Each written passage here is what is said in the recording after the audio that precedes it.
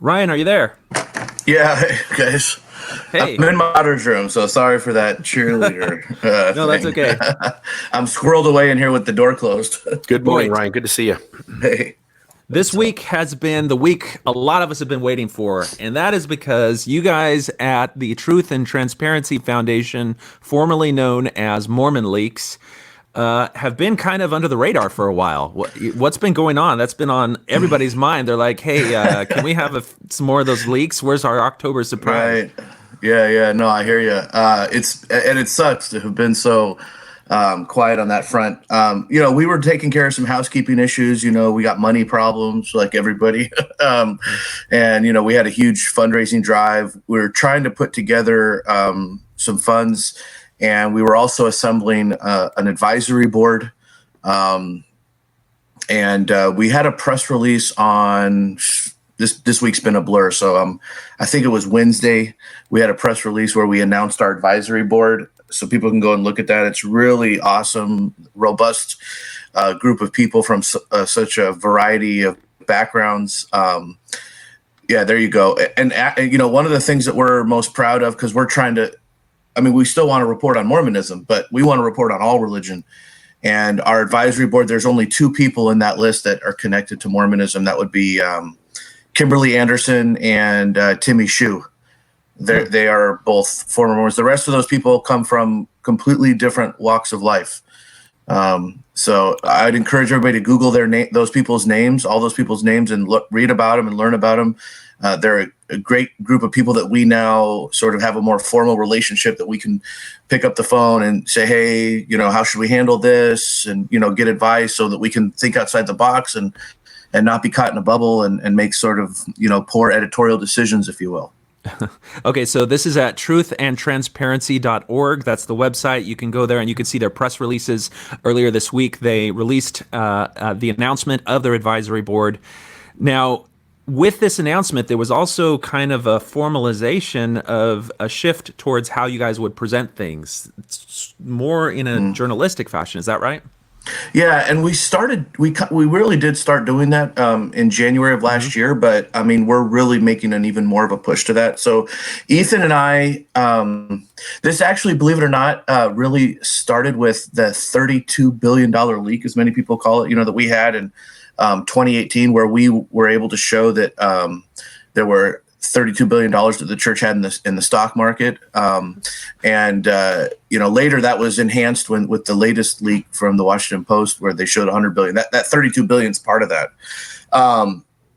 When we did that story, because of how important we felt it was and explosive we felt it was, we did more background research and sort of, for example, it was the first time we had called the church for comment ahead of one of our stories.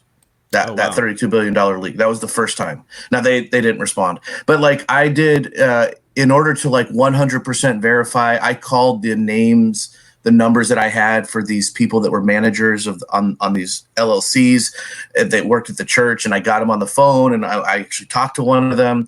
Anyway, we wrote up, if you look at the wiki page, because we used to, at that time, we were just posting documents on a wiki page with a very bland summary.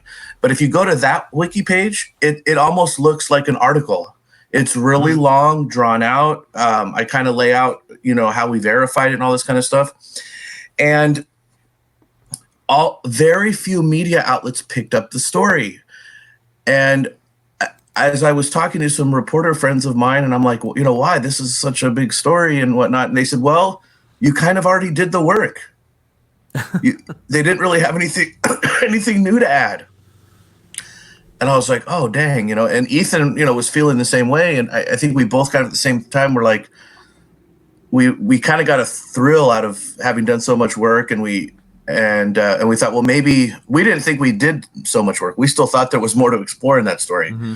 So we were like, well, maybe we should start writing our own stories, and then, if people want to do a second dive into them or try to peel off another layer of the onion, other news outlets, than they can. So that was kind of the genesis of this idea of doing our own reporting. And then in January of 2018 or 2019, we kind of officially started doing that. And now we're just We're really putting an emphasis on that. We're going to be officially retiring the Mormon Leaks website. The historical content that's on that site will still be up forever, but we're going to change how we post our documents. We're not going to have a wiki anymore. Eventually, within the next couple of months, hopefully, we're going to have all of our documents are going to be hosted on this particular website that a lot of news outlets use to host documents that are leaked and things like that. So it'll be a little bit of a different, more formal format. And we're just trying to sort of sharpen the edges of our work and make it look more presentable, more professional. I'm developing a podcast right now. It's going to be like, I guess, season 1. Will there be a season 2 or 3? I don't know. But it's a sort of an investigative dive into a particular issue. I'm not going to say what the issue is. That'll be a surprise. But it's obviously related to religion, and it will be related to Mormonism. But it'll be not just Mormonism, but a broad topic that covers multiple religions. So, yeah, I don't know if that all made sense, but that's kind of how we've evolved into what we're doing now. We're really trying to convince all the haters that, yes, we actually are doing some real journalism here. So all the real journalists are mad at you for bypassing journalism school and right, the copy desk and all the tough stuff that they had to do. All you had to do is get people to leak you documents. And well, if it was only that easy, but I don't want to toot our horn too much, but I will say that we have had multiple reporters from national outlets say to us, wow, you guys are really good for having never been trained. And I'm sure we have our flaws and we have to do better and on all that kind of stuff. But I think we have surprised a lot of people with how like clean our content is that we've done for reporting, and how we have tried so hard to be neutral. Like, people have no idea what goes on behind the scenes. Like, we'll write an article, right? And then when we're in the editing phase, and we have, like, Ethan and I will edit each other's stuff, and then we have a copy editor, and people don't understand like how much little things that we'll take out of the article or reword just because that was kind of a little bias, or that was a little bias, right? I mean, you have to remove your snark.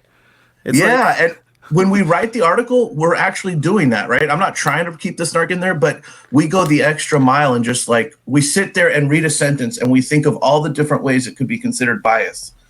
And people don't realize how much it's still there. I read your articles and I'm like, yeah, this guy hates the church. Well, that's your bias coming out, right?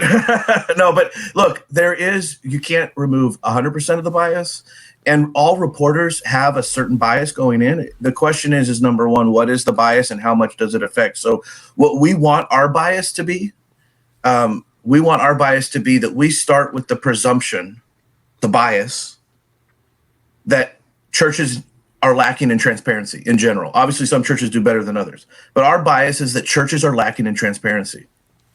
And we try to make it that our bias doesn't go beyond that. All right. I'll tell you, Ryan, I've had a chance to just hang around you a few times, had lunch with you, kind of watched you put this thing together over the last few years. And I am appreciative of your ethics and the standards at which you hold. I'm quite impressed by you anyway. Oh, I appreciate that. Hey, we need to go it's been a while since we've had lunch. You need to come down here. We should do it.